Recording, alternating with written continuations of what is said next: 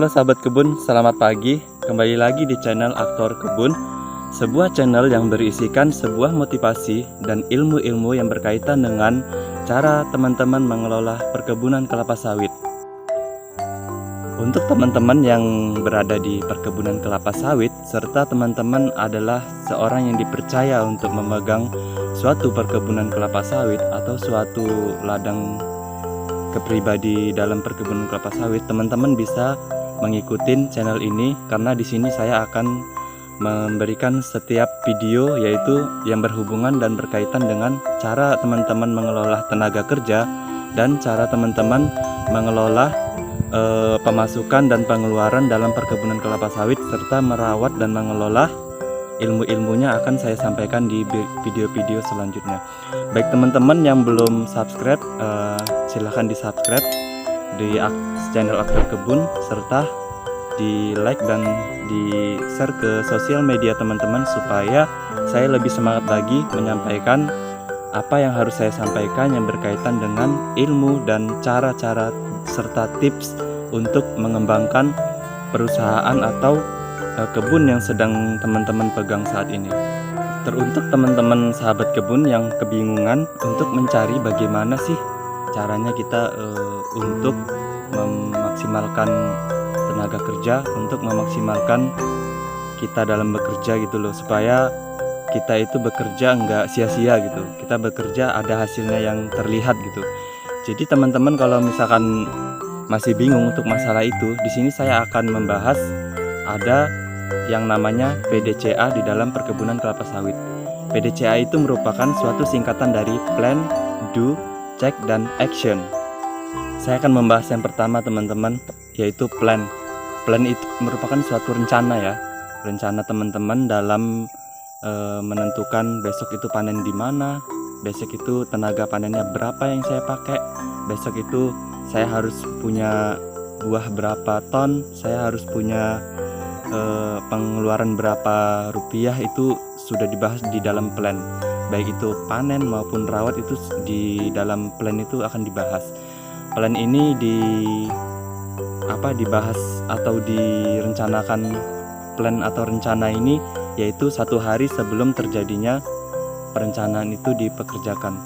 Jadi gini ya teman-teman, untuk dipanen, untuk plan itu dibuat karena supaya menentukan berapa hektar yang dipanen besok itu, teman-teman itu memerlukan berapa tenaga kerja untuk menyelesaikan dalam 1 hari itu. Dan kalau misalkan teman-teman ditarget, misalkan satu tenaga itu 2 ton atau misalkan satu tenaga 1 ton 500, teman-teman tinggal membuat plan, teman-teman bisa melakukan taksasi dan teman-teman pasti akan mendapatkan hasil taksasi itu berapa ton. Nah teman-teman bisa menentukan di berapa tenaga yang perlu teman-teman gunakan dari taksasi tersebut. Itu merupakan suatu plan. Dan juga kalau misalkan teman-teman di perawatan, teman-teman bisa menentukan besok misalkan perawatan pemupukan berapa ton. Misalkan teman-teman ditarget 10 ton pemupukan di hari besok. Nah teman-teman bisa menarget satu orangnya itu misalkan ditarget 1 ton 500 atau 2 ton. Teman-teman bisa langsung buat plan atau perencanaan di hari besok itu beberapa tenaga yang harus dipakai dan berapa sih biaya yang diperlukan untuk memupuk areal yang diberikan dalam 1 hari itu.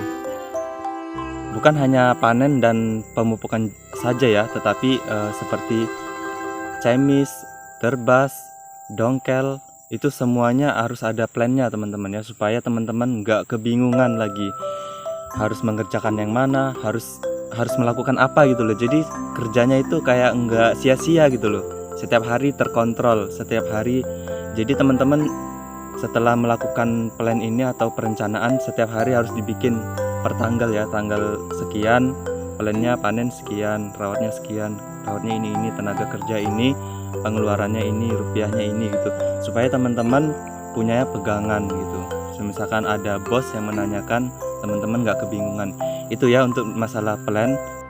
Dan yang kedua yang nggak kalah penting adalah do. Do merupakan pengerjaan. Jadi plan yang sudah teman bikin di hari kemarinnya. Nah di hari ini, di hari H-nya itu adalah pengerjaan, yaitu do. Do ini atau pengerjaan ini, plan yang sudah teman-teman bikin itu harus sesuai dengan pengerjaan yang teman-teman lakukan pada saat di hari pengerjaan itu. Misalkan teman-teman mempunyai tenaga kerja panen misalkan 5 orang, ya di pengerjaan itu ada 5 orang, 5 tenaga, supaya plan yang teman-teman bikin itu sesuai dengan apa yang teman-teman kerjakan pada saat hari itu, supaya nggak meleset jauh. Misalkan ada tenaga kerja yang nggak kerja, ya teman-teman harus mengoptimalkan atau mengupayakan supaya ada penggantinya gitu loh, seorang joker atau pengganti itu harus ada gitu. Begitupun dengan rawat ya, rawat juga sama. Kalau misalkan tenaga kerja rawatnya ada yang sakit atau ada kendala apa-apa, teman-teman harus menyediakan satu orang atau beberapa orang untuk mengganti orang yang tidak hadir di dalam plan tersebut, supaya teman-teman lebih tertata dari mulai dari plan atau perencanaan dan di pengerjaan. Teman-teman harus sama dengan plan yang sudah teman-teman bikin, supaya pengerjaan teman-teman itu nggak diragukan lagi gitu loh. Kalau misalkan ada pengecekan, teman-teman bisa sesuai dengan data gitu. Yang ketiga adalah cek merupakan pengecekan ya teman-teman, pengecekan tenaga kerja dan beberapa pembahasan yang sudah teman-teman plankan atau perencanakan itu akan dikerjakan, serta teman-teman adalah tugasnya yaitu sebagai pengecekan atau dicek. Ini yang poin ketiga ya, pengecekan itu nggak kalah penting, karena percuma saja kalau kita bikin plan sudah bagus, kita tata plan bagus-bagus, kita sudah mengerjakan sesuai dengan plan, tetapi kalau nggak kita cek itu sama dengan bohong ya. Jadi pengecekan itu merupakan salah satu yang harus dilaksanakan oleh seorang atasan atau supervisi lah, khususnya kan dari karyawan itu ke supervisi. Supervisi itu tugasnya adalah mengecek, jadi mengecek hasil pekerjaan baik itu panen maupun rawat ataupun pekerjaan apa yang dikerjakan di dalam perkebunan kelapa sawit. Nah itu di dalam poin ketiga yaitu dicek ya, dicek adakah panen yang nggak benar, adakah panen buah yang belum saatnya panen, atau adakah yang nggak mengikutin instruksi, adakah yang nggak mengikutin kualitas panen pada saat itu. Nah itu akan dicek pada hari itu. Dan begitupun rawat ya, untuk rawat sama juga, yang nggak mengikutin kualitas pasti kelihatan dari pengecekan teman-teman semuanya, supaya kalau teman-teman dimintai data, nah teman-teman punya data pengecekan per tanggal gitu loh. Nah untuk poin yang keempat yaitu action. Action ini merupakan tindak lanjut dari teman-teman.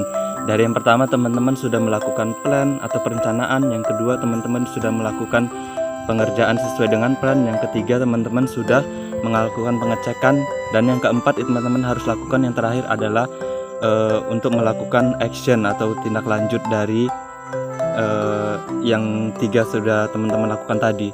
Maksudnya tindak lanjut ini misalkan ketemu teman-teman pemanen yang nggak sesuai standar panennya, ya teman-teman tegur pada saat di action tersebut atau tindak lanjut. Tindak lanjut ini fungsinya supaya si pemanen yang melakukan kesalahan atau seorang yang melakukan kesalahan tersebut dapat menerima dan tidak mengulanginya di lain hari. Itu loh untuk fungsinya dari action ini atau tindak lanjut. Begitupun tenaga rawat, kalau misalkan ada yang melenceng atau keluar dari jalurnya yang diplankan ataupun keluar dari kualitas yang diinginkan, teman-teman bisa melakukan tindak lanjut di poin keempat ini. Jadi teman-teman sudah melakukan pekerjaan dengan baik dan benar gitu. Itu ya keempat pilar yang harus dijaga. Yang pertama yaitu pembuatan plan atau rencana. Teman-teman harus banget setiap tanggal harus dibikin ya, supaya teman-teman kerjanya lebih tertata lagi dengan rapi. Yang kedua yaitu do merupakan pengerjaan. Dan setiap tanggal harus dibikin juga. Hari ini tanggal ini saya mengerjakan panen berapa orang, saya mengerjakan rawatnya apa aja gitu, teman harus bikin. Yang ketiga yaitu cek. Teman-teman harus mengecek. Teman-teman juga harus bikin per tanggal ya, pengecekan per tanggal, per hari. Siapa-siapa saja yang dicek, teman-teman harus punya catatan itu, supaya nanti kalau ada pengecekan dari inspektorat atau OGR atau pengecekan apapun di kebun, teman-teman punya catatan itu sebagai inilah apa, sebagai pistol teman-teman lah, maksudnya sebagai pakan teman-teman untuk bekerja itu. Kemudian yang keempat yaitu action, tindak lanjut ini teman-teman bisa lakukan di kantor atau di saat di apel pagi lah, teman-teman sampaikan kesalahanmu apa, yang harus kamu lakukan apa supaya nggak terjadi lagi. Itu teman-teman harus menyampaikan itu ke karyawan atau ke bawahan teman-teman supaya nggak terjadi ke depannya lagi. Itu ya 4 tips atau 4 pilar yang harus dilakukan di perkebunan kelapa sawit sebagai seorang supervisi atau atasan, yaitu plan, do, check, dan action. Kalau keempatnya itu sudah berjalan di perkebunan kelapa sawit, saya yakin teman-teman pasti akan lebih nyaman lagi bekerja, lebih giat lagi, dan lebih intinya lebih tertata dengan rapi pekerjaannya. Itu saja yang dapat saya sampaikan. Untuk teman-teman yang mempunyai saran atau komen apapun, silakan komen di bawah ya, supaya saya lebih bersemangat dalam membuat konten selanjutnya. Semoga bermanfaat. Terima kasih. Selamat pagi.